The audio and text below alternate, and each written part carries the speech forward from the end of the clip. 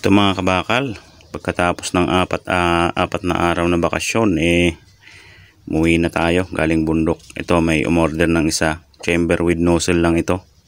Yung 6 cm ang height, yung coupling at plug lang ang nozzle nya, walang welding. So ito 24 holes yan. So ganito lang ang order ni sir, chamber with nozzle lang. Yan.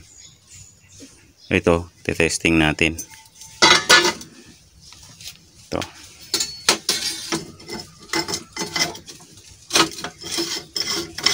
Testing natin ito. Detachable yung nozzle nito. Ito. Tatanggal ito. Tsaka madali itong linisan kasi mababaw lang ito. Oh, bago yan, oh. Ito yung nozzle nya. Coupling with plug lang yan.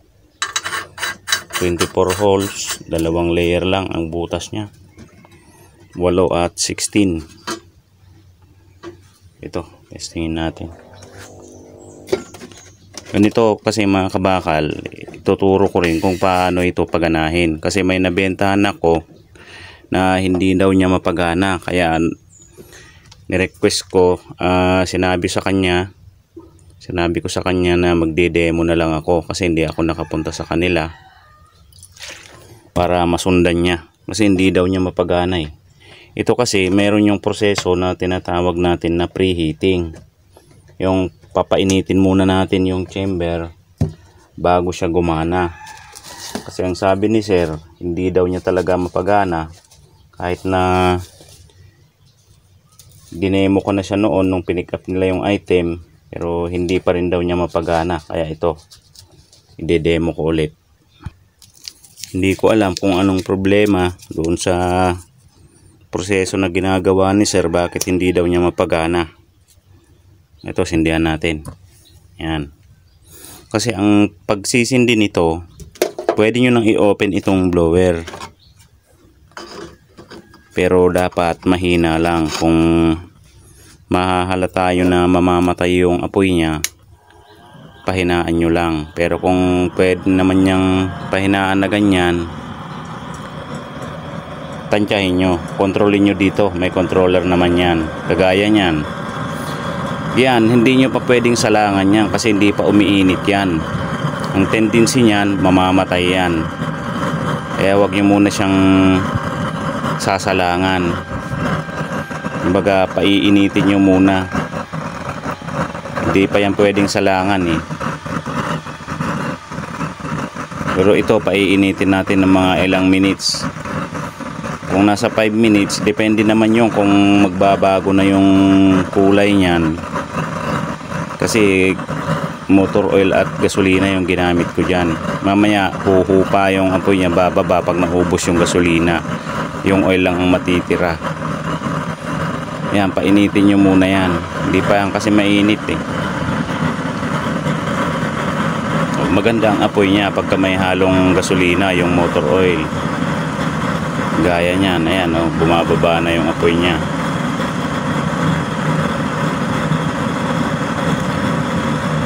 Kaya painitin muna bago salangan. Hindi kasi nasasabi ni sir kung bakit hindi niya napapagana, baka sinasalangan ka agad. Painitin muna ito. Meron yung proseso tayo na ginagawa, yung preheating. Yan. Para uminit ng gusto yung chamber at gumanda yung apoy niya bago natin siya salangan. So ito naman order sa atin ng isang customer. Bali chamber lang with nozzle yung order niya.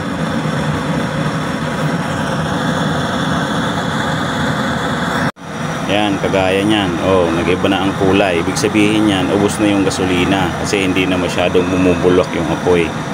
Ito pala order sa atin ng taga Kupang, Antipolo City. So, ganyan. Pinapainit kasi muna ito bago salangan. Hindi pwedeng salangan kaagad kapag kasi bagong sindi pa lang.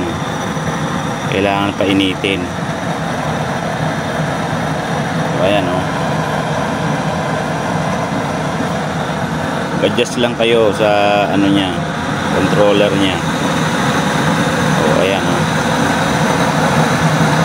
pwede na yan. Yung ganyan na itsura niya, pwede na yan. Pwede na yan sa langan.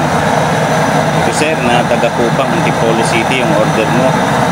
Hindi ko na binanggit yung pangalan mo kasi hindi ko na ipaalam eh. Kung okay lang sa'yo na banggitin ko yung pangalan mo. Ayan siya, susubukan natin sa langan niya. Ayan siya, oh, nakatodo ang controller niya. Nakatodo palakas yan. Siya, oh. Ayan natin konti. Masyadong malakas. Ayan, oh. Yan, tsaka iwasan nyo palang napapatakan ito ng tubig kasi liliyab eh. Tsaka ang ano nito, ang pagpapagana nito, konti lang ang supply na oil nito, hindi yung marami. Kasi pagka yung medyo marami ang supply nito, mag-o-orange na kagaya niya, no? Kasi medyo marami pa yung oil. Kailangan dito konti lang yung oil na supply niya. Kaya pag supply nyo ng patak, tantahin nyo lang na hindi marami yung oil na nasa chamber. Kailangan parang tuyo lang yung flooring niya, na hindi masyadong marami. Gaya yan, orange yan, no? Mamayan pag kumonti yan, pag nabawasan yan, mag-iiba ang kulay niyan. Marami pa kasi, oh.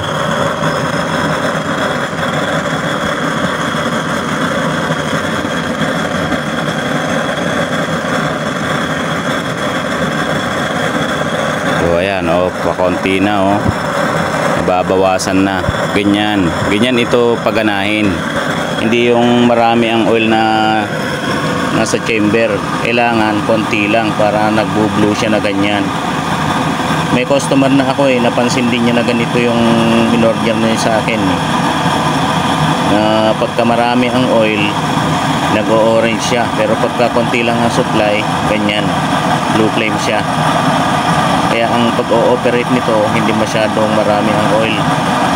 Kailangan nakakontrol lang sa mababa lang yung supply ng oil niya, para ganyan siya, oh. Ganyan ang apoy niya pagka konti lang ang oil niya. Pagka nasobrahan nyo kasi, mag-o-orange yan eh. Oh, ayan, oh. Blue flame siya. Ito sir, ng Kupang, Antipolo City yung order mo. Ayan siya, oh.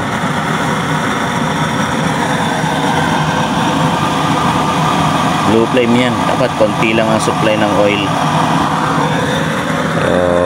Okay, hanggang dito na lang mga kabakal. Yun, pinaliwanag ko kung paano ito paganahin, para rin masundan ni sir yung umorder sa akin nung isa, yung foldable na pang camping.